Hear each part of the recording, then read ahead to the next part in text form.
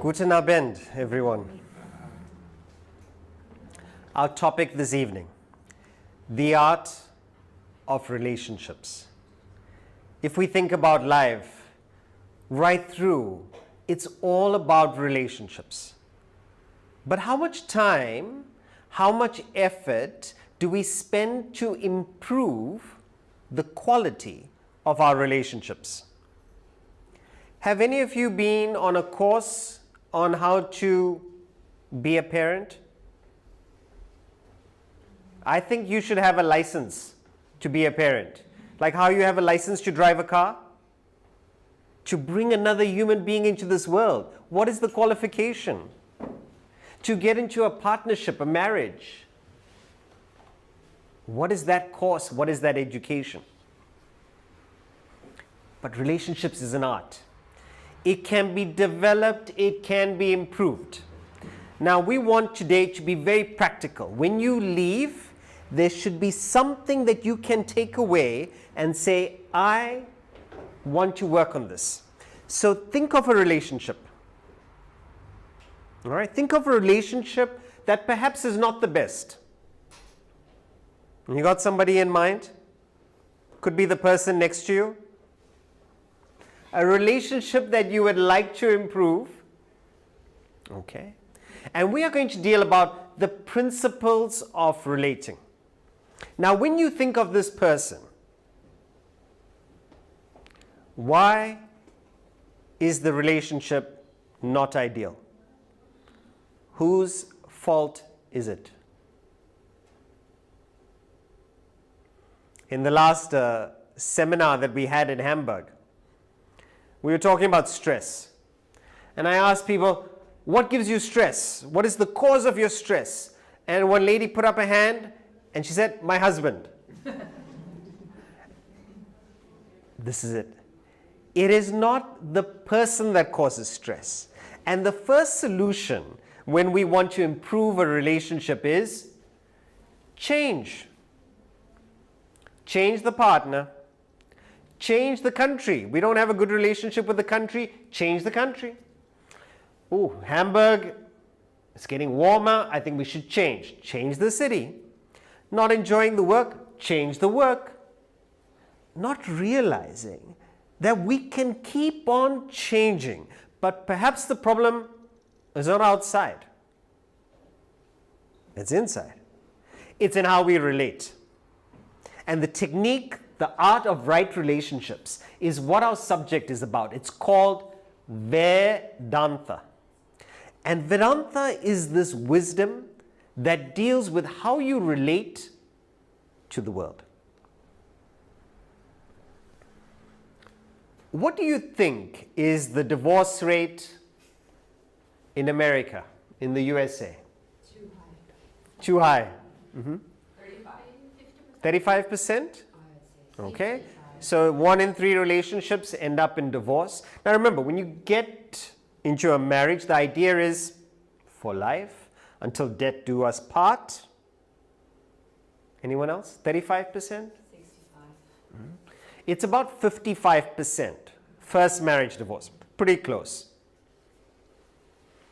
So then you think, look, I was young, I didn't think, I made a mistake.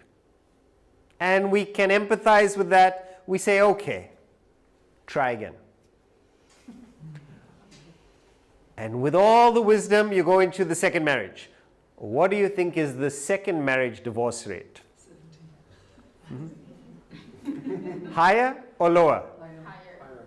It goes to 67%. So then the person thinks, you know what? I'm much wiser now. I've had 2 relationships. I have some experience now. So with all my wisdom, third time lucky, go into the third marriage. What do you think is the third marriage divorce rate? Higher or lower? Higher than the first, lower than the second. Okay. In between? It's actually higher. It goes to 73%. Fourth marriage? it comes down. Because by that time, not that suddenly people are wise and they know exactly how to relate, but because people start dying. This is what we want to do. We want to change the partner. We want to change the child. Darling, you're wonderful. But, what is that but? We want to change outside, change something outside, rather than working on the technique. So we keep on looking for that right partner, the right job, the perfect child, instead of being the perfect partner, being the perfect parent, the perfect daughter, the perfect son. Let us change the accent, and that is what the scope is of today. Instead of, and you can try, changing the outside, bring it inside. How often we wait in relationships, we say, let me find the right person. And people take such a long time, and it's almost a direct relationship. The longer you take to find the person, the shorter the relationship. It's interesting. The idea is, it is not so much about the right person. Leo Tolstoy, he says, you know the Russian author? He says, what counts in making a happy marriage is not so much how compatible you are, but how you deal with incompatibility. So it doesn't matter if you are 90% compatible. It's how you deal with the 10% differences. Because those 10% differences is what we will make into a drama, we'll make into a trauma, and ruin the relationship.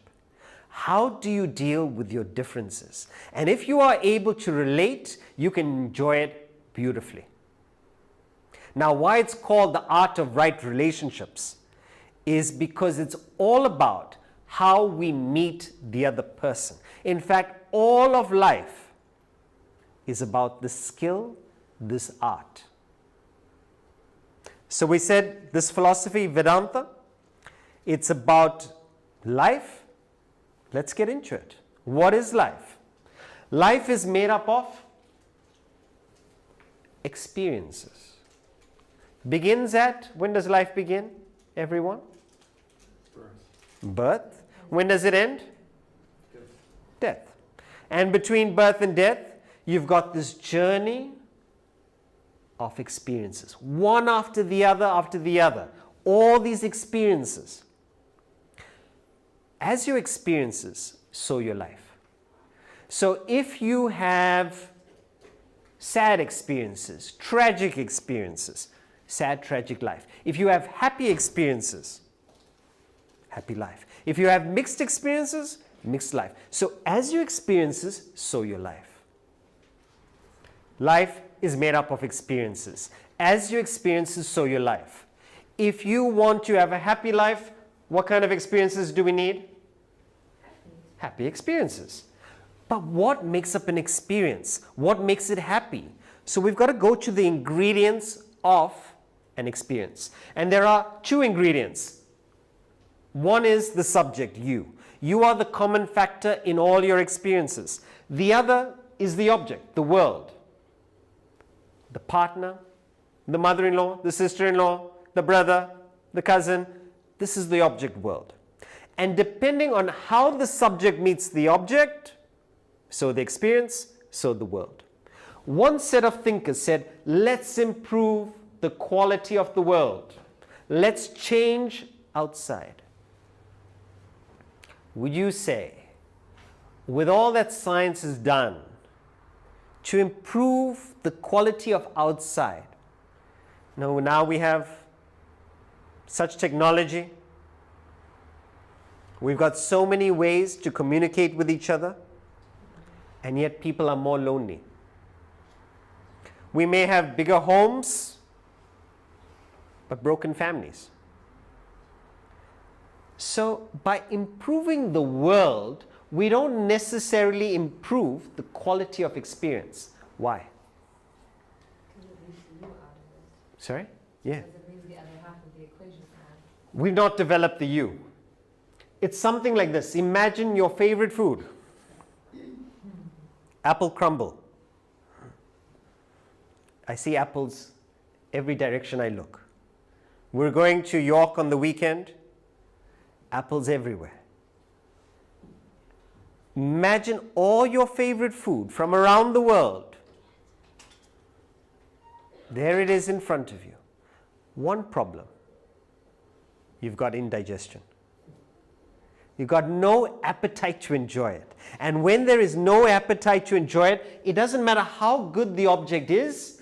If we don't know how to relate, the experience is not positive, life is not positive.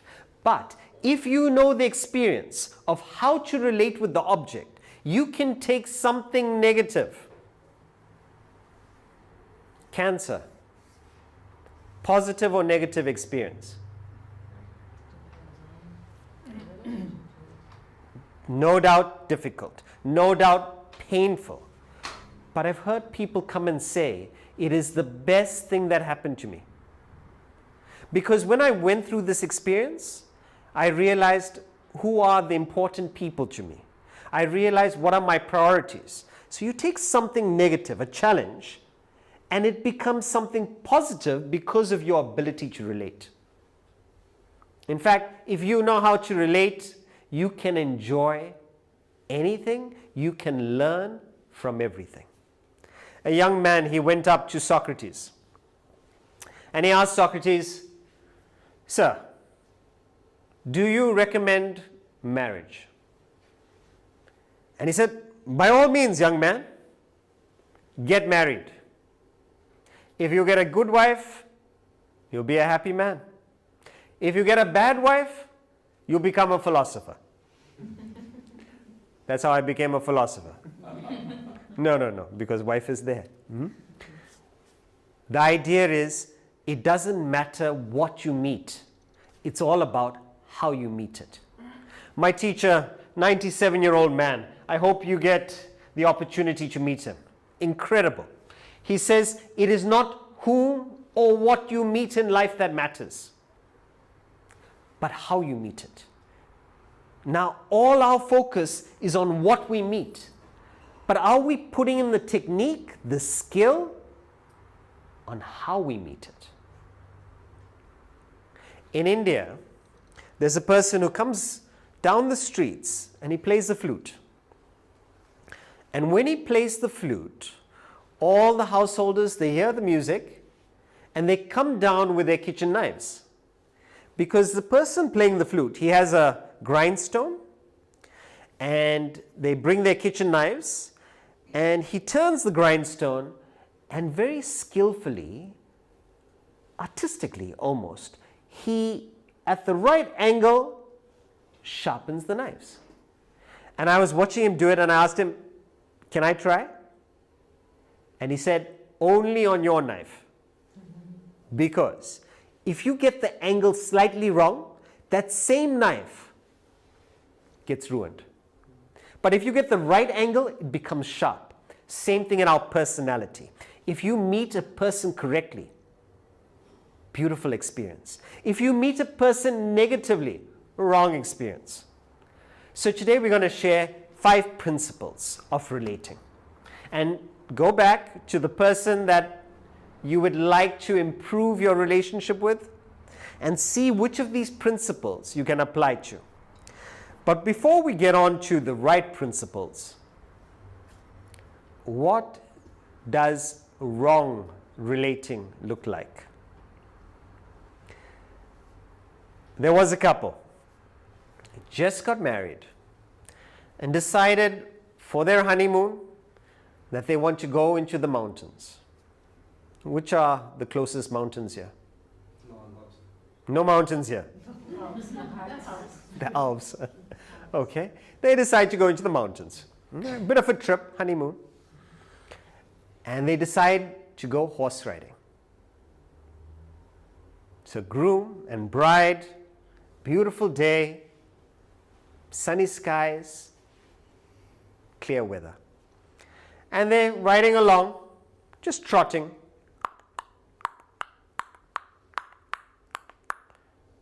When suddenly, the horse that the bride was on threw up its forelegs, and threw the lady off. And she landed on her back, and the husband was saying, darling, are you all right? Are you okay? And the lady was absolutely cool. She got up, she dusted herself off, and very coolly, very calmly walked up to the horse and whispered something in the horse's ear. And the husband said, darling, please don't get back on. Come, let's go. We'll go back. You get onto my horse, we'll go back. She said, it's okay. I'll be fine.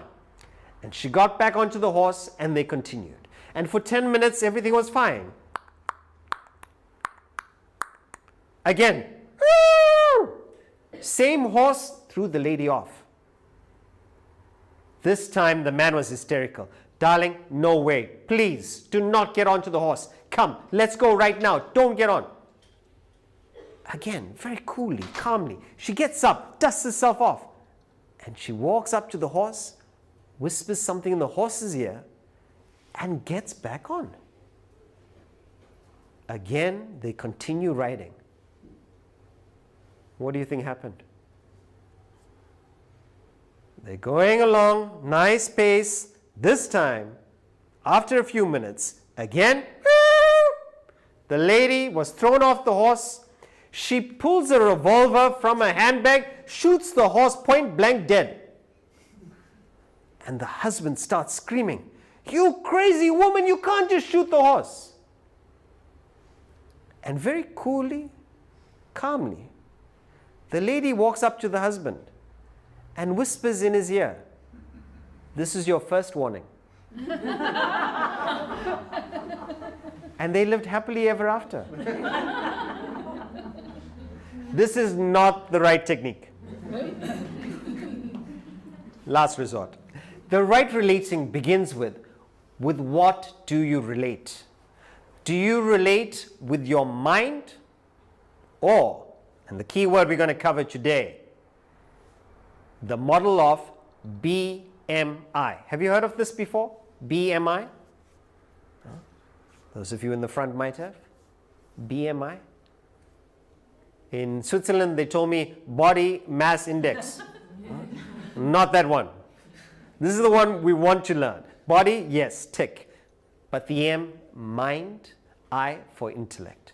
This one model here is the entire model for self-development. It's the entire model for spirituality, meditation, concentration. It is complete. In fact, from this model, because remember, this is the oldest philosophy in the world, at least 5,000 to 7,000 years old. From this comes slow thinking, fast thinking, conscious, subconscious, proactive, reactive.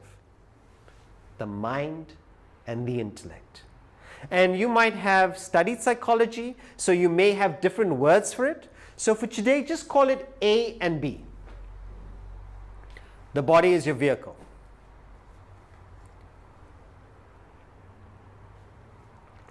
It moves you from experience to experience. But it's just your vehicle, your car. Different shapes, different sizes. What we're interested in, who's driving the body? And there are two drivers in your body. Your thoughts. The one set of thoughts is called the mind. The other set of thoughts is called the intellect. The mind is that part of you which does not have reason. It's your feelings, it's your emotions. We sometimes call the heart, but actually it's not in the heart. If you dissect the heart, it's not the center of feelings. Mind is feelings, emotions, desires, likes and dislikes. It is your irrational side. Example? Tatiana, what is your favorite color? Green. Green. Okay. And Tiziana, what is your favorite color? Orange. Orange. One person likes green, one person likes orange. If I ask you, why green? Why green? Because I love nature, I love trees. So I love it. I like it. So you're not going to have a long essay on why you like green. I just like it. Jürgen, what kind of food do you like? Vietnamese. Vietnamese? You must try the dish called Jürgen. Yes, I've done that already. Vietnamese, one person likes Vietnamese. Andrea, your favorite cuisine? Japanese, also Asian. Asian? One person likes Asian. You know, I was asking a question like this in a classroom, and I was looking for varied responses. And I asked a person, what is your favorite color? Black. Okay. What is your favorite color? Black. How old are the kids? And teenage phase. 6 in a row. I said, okay, this is not working. But the idea here is we have different likes and dislikes. And it's based on our past, it's based on our conditioning, our beliefs, it's our associations. And they may be based on reason and logic, they may just be beliefs. That is your mind. Attachments, impulses. Now, different from the mind is the intellect. The intellect is that ability to take a step back, pause, weigh up all the pros, weigh up all the cons, and then come to a conclusion, I should do this, I should not do this. But it uses analysis, whereas the mind just jumps. It's impulsive. It doesn't think things through because that's not its job. The intellect's job is to think, reason, and decide. Now, when we make any decision, are we using the mind or the intellect? Let me give you an example. The beautiful thing about family is that they know exactly, close family, they know exactly where to irritate us. They know how to annoy. It's almost as if there are specialists in acupuncture. They just... And suppose your partner, your daughter, knows how to press your buttons. Mom, darling, you left the light on again. Now, what is your reaction? Or it could be, you're always late, Mom. What is your reaction? With what do you respond? Mind or intellect? So someone criticizes you. What is your response? We see this in husband-wife relationships. We see it so often. The partner says a comment, a little bit of a provocation. The mind goes, I don't like this. I don't like to be criticized, and becomes defensive and says something back. No, you are late all the time. In fact, you were late just last week. This is the usual response. But suppose we could introduce the pause, and that is where the intellect comes in. Suppose the intellect says, hang on, we know how this goes. Option A, I could respond and say, you are like this, but then it leads to an argument, and then it's tense, awkward evening, we're not talking to each other properly, we don't sleep properly, not a good idea. What does option B look like? Option B is, I could try keeping quiet. And then you think about it, no, but the partner might be suspicious. You might say, oh, you're giving me the silent treatment. Say, okay, that may not work. Option C, perhaps I could make it a light-hearted moment. But I wasn't late for the wedding. And just like that, you turn the whole situation around. You have diffused the potential bomb. You have diffused a situation that could have led to an argument. How? You brought in the intellect. But unfortunately, if the intellect is strong enough, it can come in, stop the situation. But if the mind is strong, it becomes a confrontation. Now, are we using the mind or the intellect? When you have dinner and then it comes to dessert, one more slice of tiramisu cake or not? Mind or intellect? When we chose our partner, perhaps we knew this person may be trouble. but I love him, I like him. Why do we use, even in language, we use the expression, have you heard of it? You fall in love? Why fall? Shouldn't you rise in love? Why do you need to fall, break your neck, collarbone, spine, everything to love? Should rise. Why do they say love is blind? Emotion. But the idea of the intellect is not to stifle the emotion. A human being is both a feeling and a thinking being. And we think we have to be either of the two. We are both.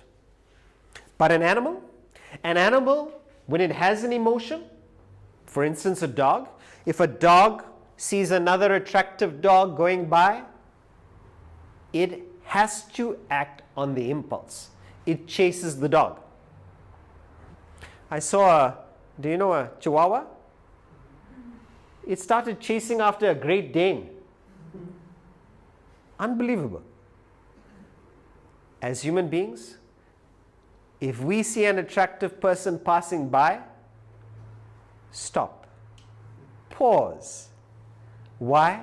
Because as human beings, we have the intellect. But do we use it? Now, the mind's default setting is to look for immediate pleasure. Where do I get that kick? Where do I get that high? But it's not thinking about tomorrow. It's not thinking about the day after. Why? Because that's not its job. It's looking for immediate pleasure. What is the intellect looking for?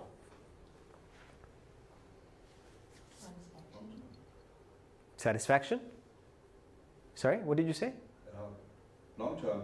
Long term, that's it. It's looking for long-term happiness. It's saying, enjoy now, but also enjoy tomorrow.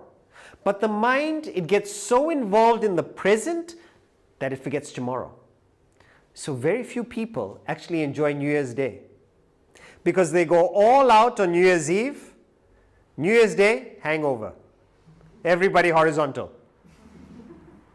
What if you could enjoy New Year's Eve and then wake up the next morning and enjoy New Year's Day?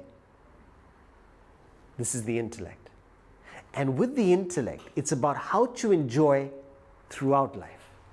Now, when we are relating, are we using the mind or the intellect? Affection. Positive or negative? Depends on how you relate to it. Sorry? Depends on how you relate to it. Depends on how you relate to it. Great. Usually people say positive.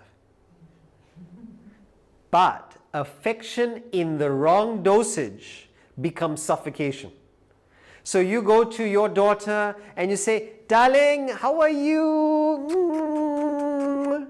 And you say, oh, put on a jacket, you know, it's cold outside, be careful. And then the daughter says, oh, mom, just leave me alone. How? Why? Children these days, so ungrateful, not realizing we've given too much emotion. If you give too little emotion, the person doesn't feel that you have any emotion. So we need to give emotion how much?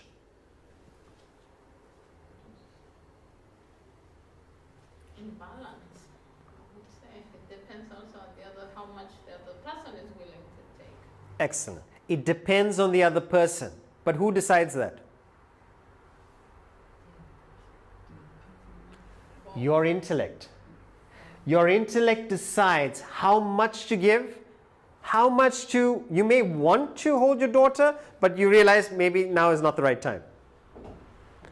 That's your intellect. So even in relationships where we think the mind has to take control, the intellect's got to decide when to express the emotion, when not to express the emotion. Are you using the mind or intellect in your relationship? So number one, let us start using the intellect to have better, lasting relationships. And one of the ways the intellect can do this is by defining what is the purpose of the relationship. Define it. See, if you say somebody is a friend,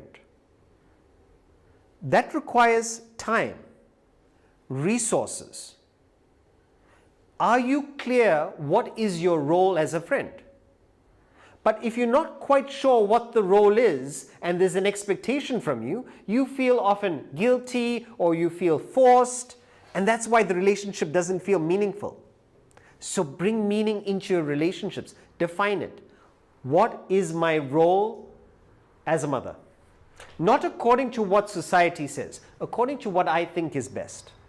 What is my role as a daughter? Because sometimes society makes us feel guilty as if we're not doing our job properly. You decide. You define. What kind of friend, what kind of parent, what kind of son I want to be. And if you're clear about the role, you will know what is the correct relationship. We're okay with this one? We've got 4 more principles to go. The second principle is the theme of today. Do you love or are you attached? All our relationships today, all the people that we claim to love, all the love in the world today really is actually attachment. And there's a difference. Love is a beautiful emotion. If you have love, the relationship cannot go wrong. How would you define love, anyone? Plain acceptance of the other person. Sorry? Plain acceptance of the other person. What is the first word you used? Plain. Plain. So neither positive or negative. The person is. Excellent. Plain makes it sound plain. That's why I was questioning. Yeah, okay. Acceptance is such a powerful tool. Accepting the other person. Excellent. But really, neither positive or negative. Just it is what it is. It is what it is. Not judging. Great. Not judging. What is love? We use this word. We say, I love you. What does that mean? Love is a feeling of oneness. It means I understand you. I feel what you're going through. I understand your perspective. I understand you are the way you are. That is love. And when you understand that, how can whatever you say, how can the language not meet that? But the problem is, when does love become an issue? Love plus selfishness equals attachment. It's when we start expecting something more or less than what they are from them. Why? Because we put our own beliefs, our own demands, our own desires on that person. We have that expectation, it becomes attachment. And when there's attachment, that spells the destruction in the relationship. And depending on how attached you are, the person cannot manage the burden of the weight of your attachment. How do you get back to love? Reduce the selfishness. Attachment minus selfishness equals love. All our relationships today, it's a declaration. I love you. Asterisk. Terms and conditions apply. And what are the terms and conditions? I love you as long as... You don't tell stupid jokes after 10 p.m. Exactly. You put the dirty clothes in the washing. I love you as long as you do this. I love you as long as you do that. You've got a whole list of items. Terms and conditions. I love you as long as you also do your share with the children. I love you as long as you do the dishes. I love you. My goodness, if your partner had read the terms and conditions before getting together with you, they may have thought otherwise. Or vice versa. That love is conditional. So you're not loving the person as they are. What are you loving? What are you loving? If you find a man getting out of his car and running to the other side and opening the door for his lady love, you can be sure of one of two things. Either the lady is new or the car is new. Why do you love? Why do you prefer your child over another child? Because we care. Because you care? Caring is a good thing. But why do you care? Because it's mine. Because it's mine. Because who are you loving? You're not loving that person per se as they are. You're loving their connection with you. You're loving what they do to you, how they cater to you, how they make you feel.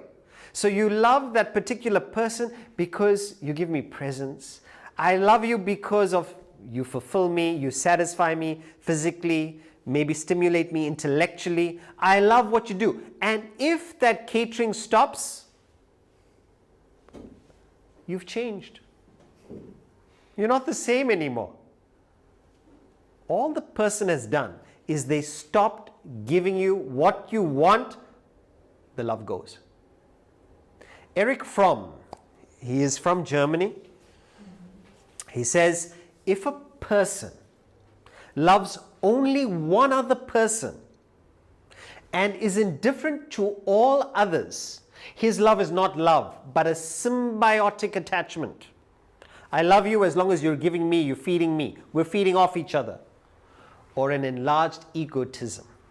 So you're not loving the other person, you're loving what the other person does for you. It's another form of self-love. A man goes to the hospital, his wife has just delivered a baby, and he's in the maternity ward.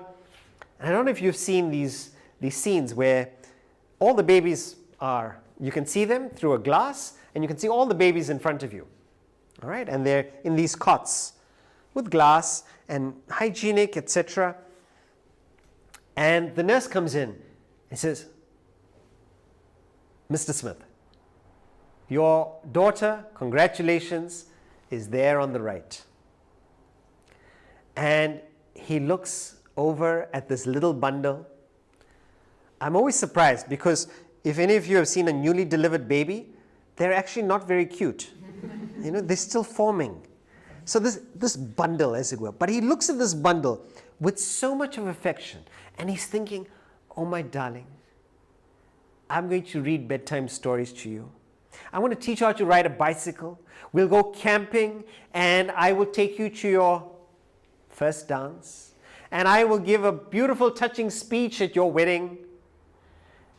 And as he's saying this, you can see him welling up with emotion. All these ideas are coming. He's thinking about it. And the nurse is watching him. And she looks in his direction and she taps him on the shoulder and he says, sir, not the second row on the right, the higher row. He was looking at the wrong baby. What do you think happened? All that emotion dropped, transferred to the next one. So he wasn't loving that particular person. He was loving the idea of it. This is attachment. How often have we told our children, you're excellent, you're a wonderful child, except. You're a wonderful child, but can you be more considerate?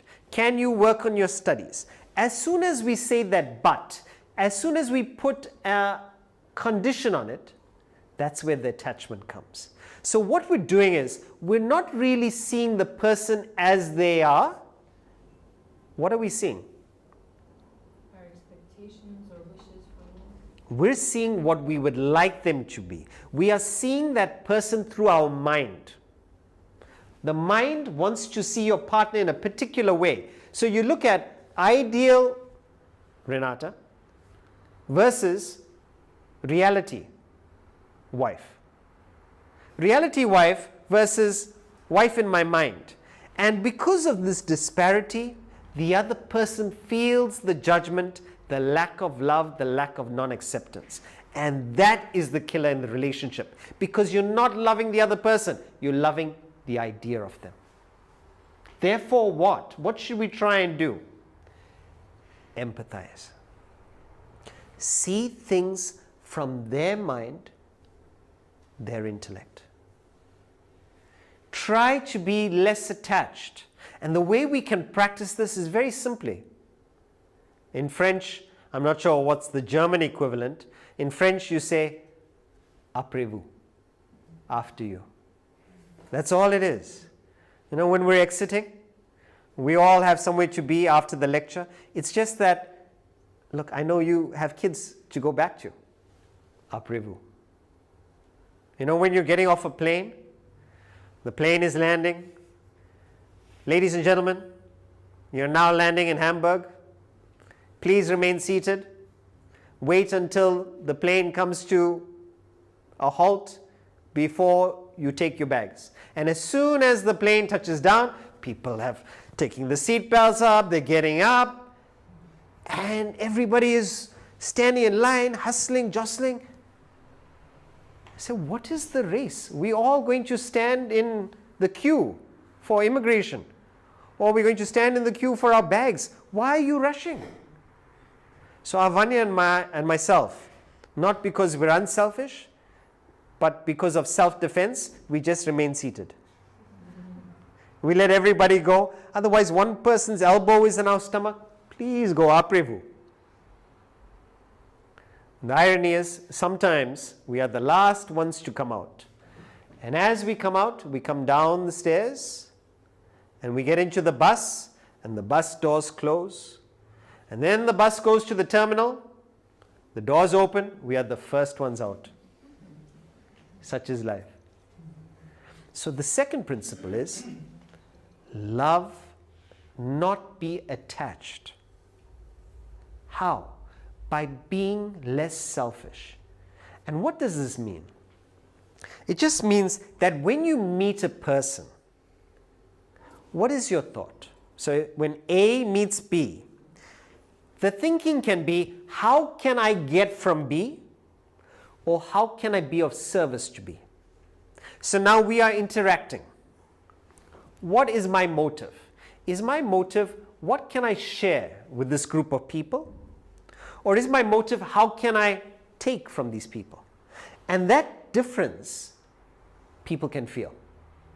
You can feel it. What is the motive? A doctor sees a patient, and when he sees the patient come by, the doctor thinks, what is the thought in the doctor's head?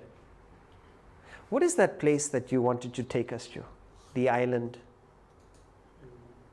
There was an island not far from Germany.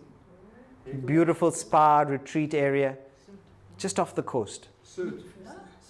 Sud? Let's say Mallorca. Patient comes in, doctor says, holiday in Mallorca.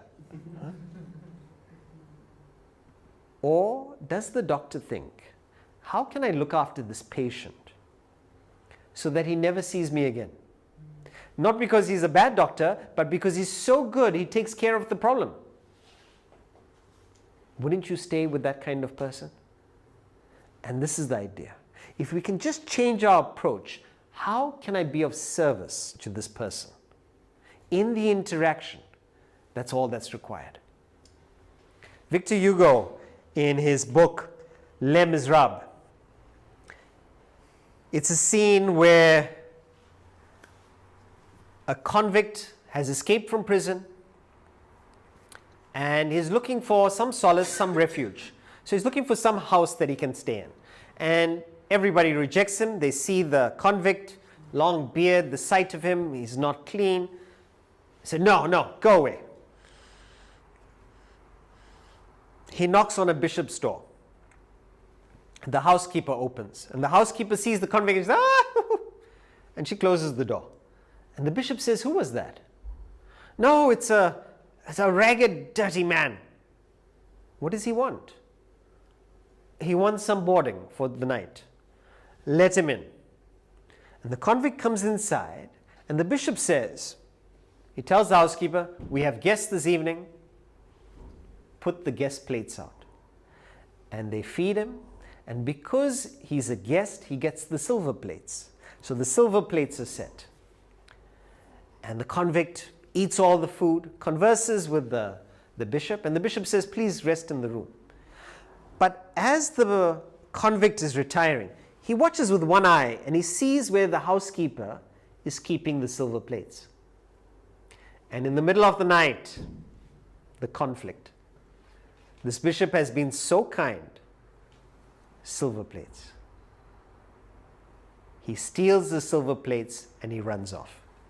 The next morning, knock on the door. The bishop opens the door, it's the police. And the police throw this convict on the ground and say, Bishop, we found this man with your silver plates. We recognize the plates because you often entertain us. And the bishop said, I think there's been a mistake here. He did not steal the plates. I gifted him the plates. And the police were confused. He said, yes, that's what he said. He told me that you stole the plates. Thank you, sirs, for doing a good job, but please apologize to this man. I gifted him the plates. And the police leave. And this convict, he knew that he had stolen the plates. This convict looks at the bishop and he can't understand why so much kindness. And the bishop goes up to the mantelpiece, the fireplace, and he takes 2 solid silver candlestick stands and gives it to the convict and says, remember, my son, life is to give, not to take. And that convict takes the candlestick stands, he's crying, and he has a changing moment. And in that moment, he decides to become a well-wisher of humanity. And what he does is, he becomes somebody, he never sells the candlestick stands, but he decides to benefit society. Now, one thought of kindness, one thought of benefit. In fact, all the philosophy, all the religions, if we could just keep one thing in mind, this one advice: be kind. How do we drive? With kindness? In India, you find it's a question of geometry. Each one is trying to find the right angle to overtake the other so there's no accident. They'll come close, so they want to make sure that you don't go ahead of them. So it's almost as if, let's play a game of bluff. Are you ready to take a chance and scratch your car? Let the person go. A little bit of kindness. Ella Wheeler Wilcox, they say, so many gods, so many creeds, so many paths that wind and wind. Well, just the art of being kind is all the sad world needs. Love. This is coupled with gratitude. People ask me, what is our view on divorce? Nothing against divorce, because it is possible that when you got together with a person, you were in a particular time in your life where you needed certain things from a relationship, from another person, but maybe 20 years down the line, you have different views on life. You have different ways that you want to go. Would there be anything wrong in saying, thank you so much for this journey. I wish you the best. You have different wants 20 years down the line. You couldn't have foreseen it. Why does there have to be so much of antagonism? Why does there have to be so much of stress and strain? Can we take the meanness out of divorce? And all it requires is gratitude. During those years, you were there for me. Thank you. Thank you for the good times. Okay, the bad times were really bad, but thank you for the good times. And that gratitude is what will, in the present relationship, sustain it for longer, but also take the antagonism out of the past relationships. Thank you for what you did at the time. That's it. Gratitude and giving is the maintenance of a relationship. Because when you give, you become a magnet for others. You attract others. But how should we give? What do I mean by this? Anyone? Use intellect and measure. Exactly. When you give, if we can see the mind and the intellect, do you give with the mind? And sometimes we do this. We give out of emotion. We give impulsively, or we give maybe because we like to, not realizing that if you give too much, the person might take you for granted. It might make the person dependent. It's not what's best for the person. So therefore, we've got to give, but with the intellect. The right amount of emotion, the right amount of instruction as well. The next principle in relationship is, if you want to keep a relationship fresh, there needs to be something called elbow room. A little bit of space in the relationship. If it is too close, all the time you want to do what the partner is doing, or you want the partner to do what you are doing, too close, that relationship will not be long term. Simply put, is each person has their orbit. But if you come too close, you do not give space for the other person's orbit or your orbit. So if you want to play tennis and the other person wants to play golf, you either demand the person come and play tennis with you, or you go and play golf with them. But it's a strain when there's a difference. But if you give space, you go play golf, I go play tennis, we'll meet for lunch. No problem. Khalil Gibran, he puts it beautifully. He says marriage is like a temple resting on two pillars. But if the pillars come too close, the temple will collapse. Let there be spaces in your togetherness. Now don't go the other extreme. If it's too far apart, it'll also collapse. So getting the right amount, enough space to let the person be, but also not too far apart, because then what is the purpose of the relationship? Elbow room. Andrea was saying her favorite cuisine is Japanese. Do you have a particular restaurant in mind? Yes. Okay. So suppose you really like a particular restaurant. So what do? You tell the chef, come home, you prepare Japanese for me, breakfast, lunch, dinner. How long do you think it'll take before you get tired of the menu? A week? 2. This is exactly. Do you remember, those of you who've been married for a while, what it was like 20 years ago? The phone calls used to be so long. Remember at that time, phone calls used to be expensive. Such long phone calls, talking into the night. And now, say something. Why don't you talk to me? You're only looking at your phone. Spend some time with me. What changed? The availability changed. That time we weren't seeing each other perhaps every moment. And then you get married, you move in with each other, and then 24/7 availability. Where is the freshness? Now this is where we have to use our intellect and create the freshness, the space. Just as with the restaurant.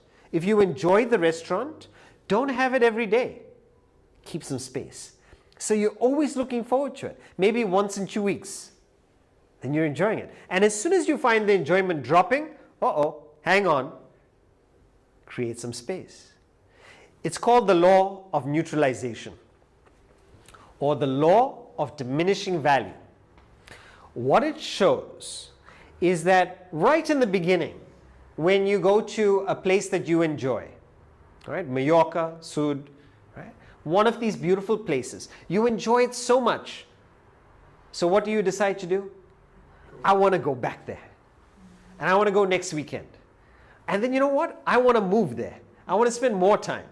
But as you indulge in a person or an object or a place, the pleasure starts reducing further and further and further. And if you continue to indulge, you get to a point of no pleasure. This is where the addicts and the alcoholics are, where we've taken all the pleasure out of the object or the person, we've become neutralized. There's no pleasure. Then why do we still contact? So many relationships are like this. It could be, for us, it may have been coffee. You used to really enjoy that cup of coffee. But it's become so frequent, so often. Now, no pleasure. But then why do you drink it? Attachment. Attachment? Uh-huh. What does it do for me? What does it do for What me? did it do for me, or addiction? So it used to, but even like with the addicts, so they're not getting any pleasure. So why do they contact? Habit, yes. What's the psychology behind it? Without it, no pleasure. Sorry, with it, there's no pleasure. But if it was to be denied, there would be a displeasure. So you have the coffee just to be normal. If you don't have the coffee, gone. Let us not take the things that we enjoy and reduce the pleasure to zero. And unfortunately, we do this with our children. So we give everything to the children and we neutralize them so they have nothing to look forward to. Give gaps.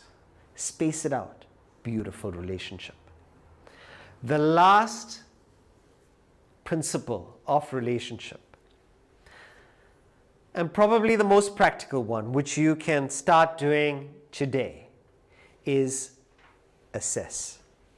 With your intellect, make an assessment of the people in your life.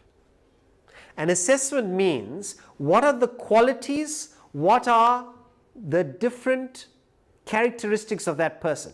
And you'd be surprised, we actually haven't made that assessment yet. So you might even do it with your children. You might have 3 children, 2 children. Child number 1, this child is sports inclined, likes nature, is selfish. This child likes food. Do all these characteristics. And for each person in your circle, do an assessment. Your business partners, your colleagues, do an assessment. Now, the point of the assessment is not to judge the other person, to give a report card. The point of the assessment is, what is the point? To know a person and to know how to relate to the other person. So, example, my partner is kind. My partner is got very good taste in fashion, in art.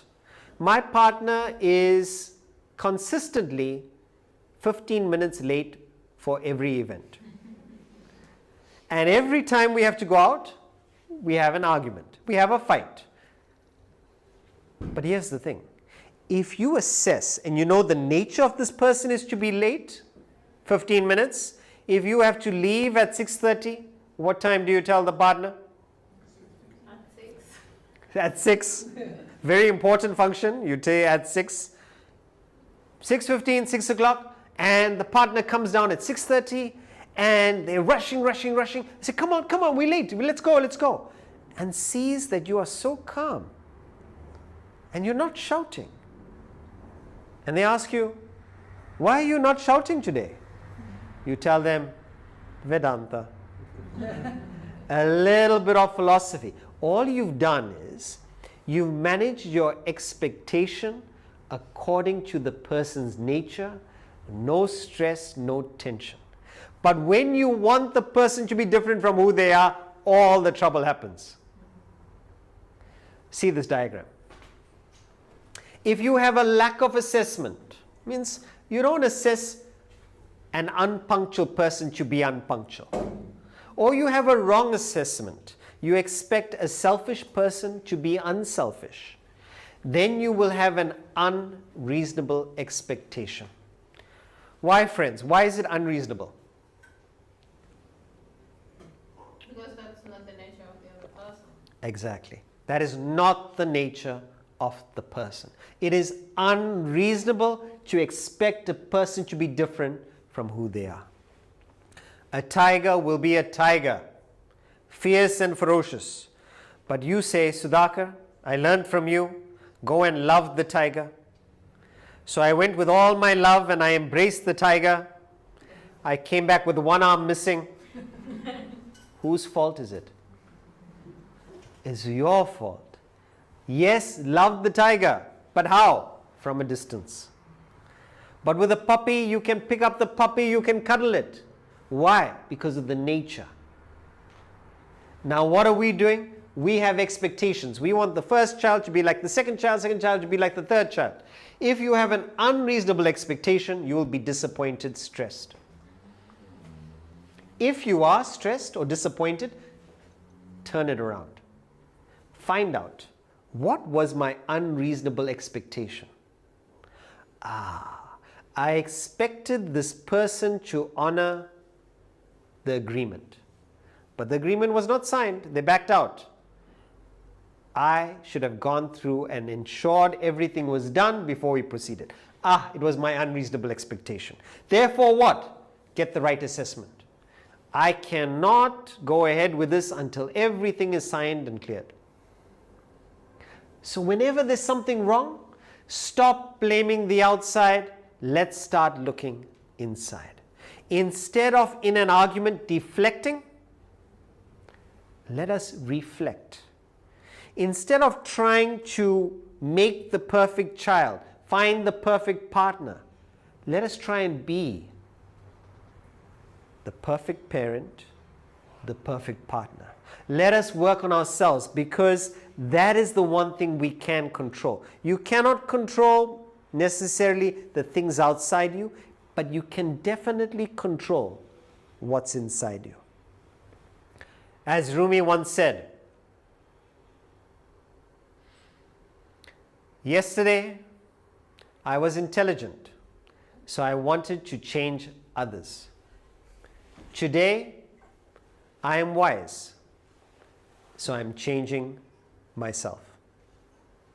The art of relationships, 5 principles. Number 1. Oh, it's up.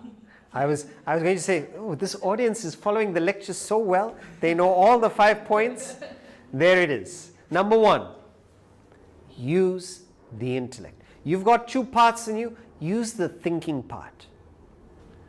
Number 2, let us try and move more on the love side, not the attachment.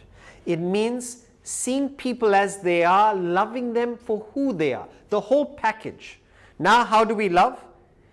It's almost as if we're doing online shopping. This, no, not this. This, no, not this. But the person is the package. Love the person. I'm not saying encourage negative qualities, but understand the person is the whole package. But if you say, I don't love you because of this, or I love you because of that, you're not loving the person then. You're loving what you like. You're not loving what you dislike. The third one, remember, a little bit of space, some regulation to keep the relationship fresh, to keep the excitement in the relationship, some space. And what is that thread that maintains the relationship? Looking to serve, give, and being grateful. When we have these 2 there, it attracts the other person, but it also maintains your appreciation for the other person. And the last one is, with your intellect, assess, see things as they are. And I'll give you a simple formula for it. A will be A. B will be B. C will be C. What does this mean? It means you will be you, I will be I. No problem. But the problem comes when you want A to be C, C to be D, B to be A. That's where all the problem comes. And we do this to our children. We say, can't you be more like your brother? Why don't you behave more like your sister? The worst mistake you can do is tell your partner, why can't you be more like my ex-husband? That's a terrible statement. Stop comparing. A will be A. See them, understand them, and then you will know exactly how to relate. The art of right relationships. In order to relate, the bottom line is develop the intellect. If you develop the intellect, beautiful relationships. Thank you, everyone.